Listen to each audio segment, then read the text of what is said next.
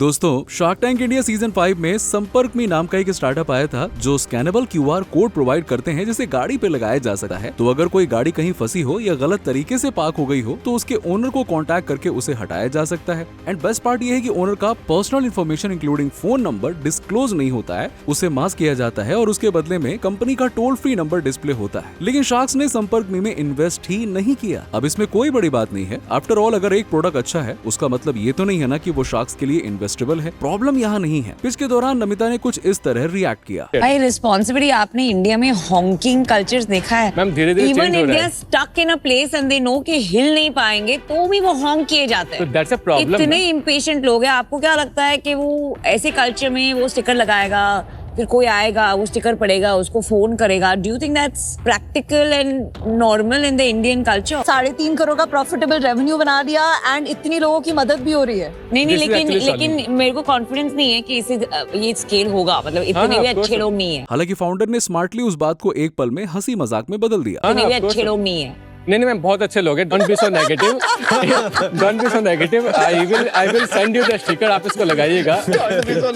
लेकिन एक अहम सवाल जरूर उठता है कि क्या शार्क टैंक में जेन्युइन प्रॉब्लम्स को सॉल्व करने वाले प्रोडक्ट्स को बढ़ावा मिल रहा है? हुआ ये कि पिच की शुरुआत में शायद शार्क्स को भी लगा होगा कि आइडिया अच्छा है, लेकिन कंपनी प्री रेवेन्यू या फिर प्रूफ ऑफ कॉन्सेप्ट स्टेज पर होगी। लेकिन उनके नंबर सुनकर सारे शार्क्स हैरान रह गए। पर कौन लगाएगा यार स्टिकर? आप 5 लाख लोगों ने लगा रखा है। What? 499 के 5 लाख लोगों ने ये स्टिकर खरीदे हैं। कितनी सेल आपकी?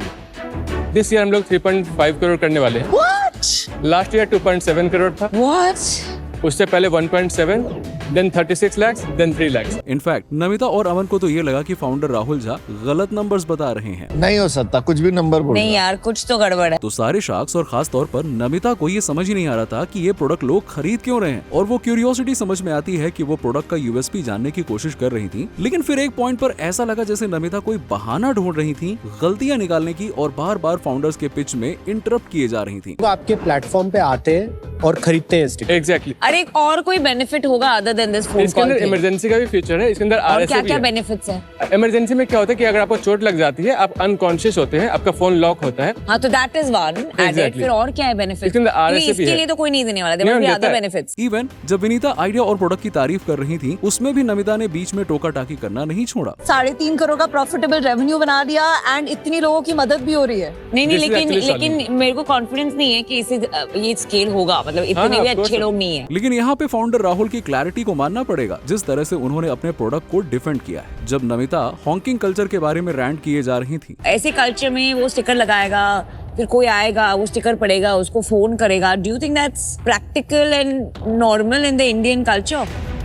मैं आपको एक एग्जांपल देता हूँ। उस सिचुएशन में जो गाड़ी फंसी थी, आपके पास कोई ऑप्शन था उनको कांटेक्ट करने का जिसकी गाड़ी है वो? कोई ऑप्शन तो नहीं था। अगर ये स्टिकर होता तो you had one option. I am giving you that one option. जहां एक तरफ नमिता गलतियां पे गलतियां निकाले जा रही थी, वहीं दूसरी तरफ राहुल एक जेन्युइन चेंज लाने की कोशिश कर रहे थे। उन्होंने एक बहुत बढ़िया बात करी कि जब तक कोई उस प्रॉब्लम को सॉल्व नहीं करता तब तक ऐसा ही लगता है कि वो प्रॉब्लम कभी सॉल्व हो ही नहीं सकती। जो ऑप्टिमिज्म और क्लैरिटी एक फाउंडर में होनी चाहिए वो राहुल में नजर आई। आखिरकार राहुल को डील नहीं मिली, लेकिन जाते जाते भी उन्होंने यही कहा कि वो डील से ज्यादा अवेयरनेस के लिए आए थे। लेकिन ये वीडियो सिर्फ नमिता को कोसने के लिए नहीं बनाया गया, क्योंकि ये सिर्फ शार्क टैंक की प्रॉब्लम नहीं है। नमिता के रिएक्शन से यहाँ एक बहुत बड़ी इंडिया की प्रॉब्लम भी नजर आती है। हम हमेशा किसी दूसरे का वेट करते रहते हैं कि कोई दूसरा आकर उस प्रॉब्लम को सॉल्व करेगा। एज अ शार्क आप डेफिनेटली इन्वेस्ट ना करने के रीजंस दे सकते हो, जैसे विनीता, कुणाल और रितेश ने भी दिए। इस बिजनेस में चैलेंज है कि ये बहुत इजी टू रेप्लिकेट है, which is why while this is a fabulous business, defensible शायद नहीं होगा। For that reason I'm out. अभी मुझे लगता है जिस स्केल पे हम शायद कंपटीशन अफोर्ड नहीं कर सकते। जो as a investor and as a shark बिल्कुल वैलिड रीजंस थे, लेकिन नमिता जिस तरह से काउंटर कर रही थी, ऑलमोस्ट ऐसा लग रहा था कि वो मानती ही नहीं है कि प्रॉब्लम का सोल्यूशन हो सकता है। एंड में उनका आउट होने का रीजन भी वही था। किसी भी बिजनेस को स्केल करने के लिए एक स्ट्रॉन्ग ट्रेंड, एक strong culture towards that business model का होना जरूरी है, which I think is completely lacking in our country, and I hope कि मेरे लाइफ टाइम में it improves to a large extent. But since now I don't believe in it, I'm out. It's perfectly fine. I'll send you the sticker though. Namita की reasoning ये थी कि business को scale होने के लिए उस कल्चर का होना जरूरी है। दोस्तों, एक वक्त था जब इंडिया के पार्लियामेंट में बहस हुआ करती थी कि कैशलेस ट्रांजैक्शन नहीं चल पाएगा। Go to your village fair, buy potatoes and tomatoes, and pay 7 rupees 50 paisa by a credit card. What will the poor lady do? Does she have a POS machine there? Is it connected to a electricity source? Is there Wi-Fi there?